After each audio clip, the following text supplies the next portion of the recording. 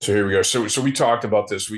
So basically we were previously talking about con law, and I was just trying to make the points like where we usually use it, and so we talked about procedural due process, and that gets you in the courthouse, and then we start talking about substantive due process, and I looked at these and I was like, it's still too law schoolish, but you know, it's you're basically seeing whether or not the state had the authority to take whatever action they took, whether it's beat the crap out of someone in a police misconduct case or pass a law about, like abortion or gay rights or, some of the other things, right? Or voting or something like that, right?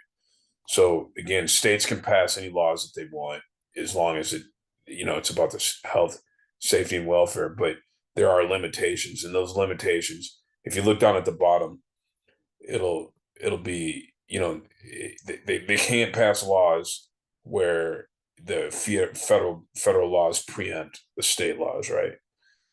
And then there's a whole thing about dormant commerce clause.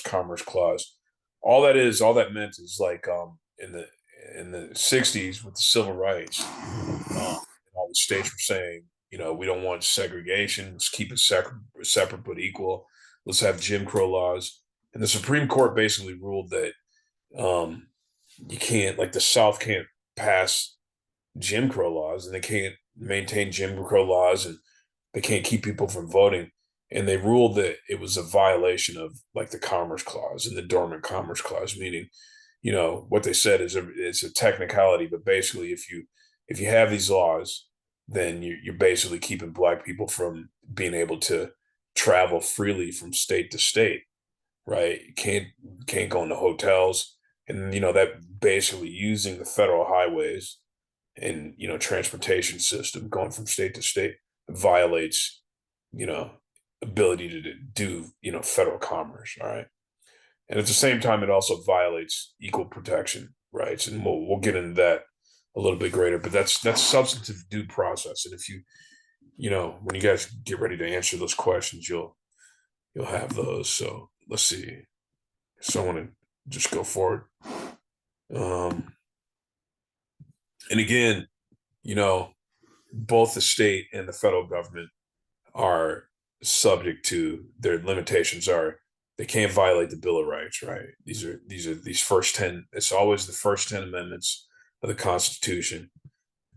Press, speech, and assembly. That's first, and then we really get into where we come in our practice is fourth, fifth, sixth amendment, right? Excessive force, search, seizure, detention, excessive force, and then Miranda, the Fifth Amendment right to remain silent. The public seems, the public and even lawyers after they finish law school, people just don't understand. Like when a cop pulls you over, just because they don't read you your Miranda rights, it doesn't give you the right to sue, right? All it does is makes it so if you say something incriminating, which everybody inevitably does, they can't use it against you if they didn't read you your Miranda rights, or you know. So that's what that's all about. But it doesn't. There's some other things with the Fifth Amendment, like you know, uh, the takings clause, but we don't really use that a lot in our practice. I've done it in some cases, but that would have to do with like eminent domain, like taking land for the public purpose, that type of thing.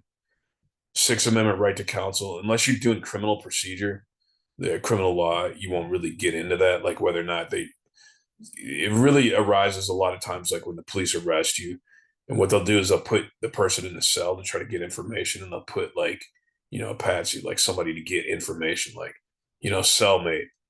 And you can't have the cellmate get information out of someone and use it against them, um unless their counsel's present.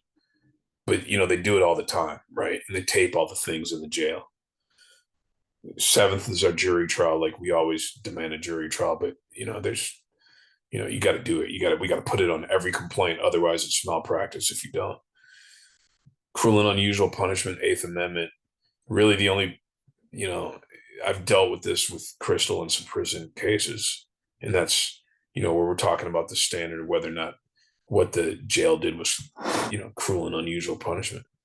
Then you get into double jeopardy, like when people are charged with the same crime twice, which is one of the things that Trump is making an argument about.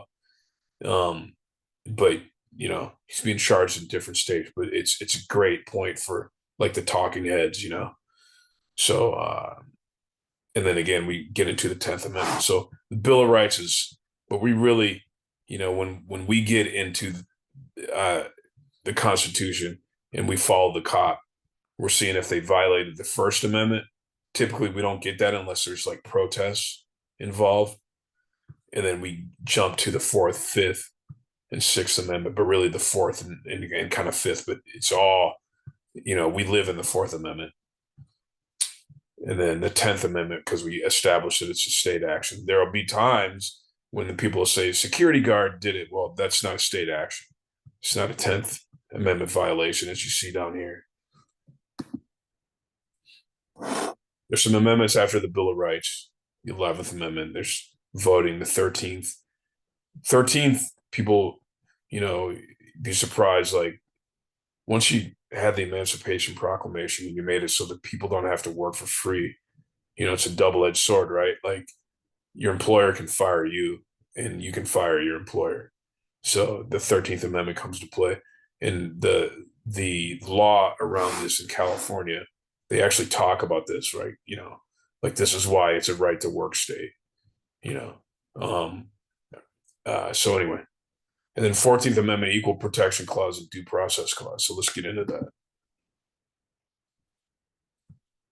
14th Amendment has a bunch of stuff on it, right? Rights of the individual, equal protection. You got voting, you got privileges and immunities, like whether, like when you go to other states, they have to honor your constitutional rights and those rights that you have in other states, like your driver's license. These, unless you're writing a bar exam question, these don't really matter as much. We get into equal protection. And so the 14th Amendment Equal Protection Clause, what it is it's really, you're analyzing scrutiny levels, but it stops discrimination based on race, that's the highest level of scrutiny, right? Like race and I believe alienage. And then, the middle level of scrutiny is gender and, like gender a lot of times. And I don't know why it's like this. I didn't make it like this. And then the lowest level of scrutiny is like economic type laws that have ipso, like kind of a general effect on economic rights. Like when they try to deny people welfare benefits, that raise the lowest level of scrutiny under equal protection. But generally, the 14th Amendment Due Process Clause says you can't deprive a citizen of right to life, liberty without notice and hearing. And that's what we're arguing in most of our cases, is that the police, they beat somebody's ass or shot him and killed him, that, they didn't allow him to get a notice and a hearing. Or in some of our employment cases, you fired somebody, if they're a federal worker and they have a property right in their work, you fired them without a notice and a hearing. And then it invokes our federal statutes such as 1983.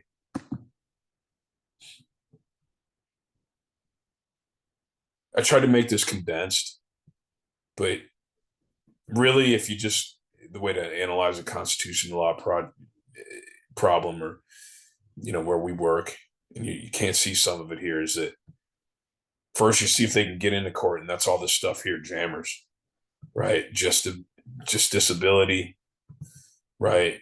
Mootness, rightness, but really standing in state action is where we are. Then we establish it as state authority. We get a lot of motion practice, like in Clank right now, where they're saying, well, this wasn't a state action because it was a dog who bit him and the cop was off duty. So we're actually fighting the big fight in the 12-6. The initial motion is whether or not a state action was committed.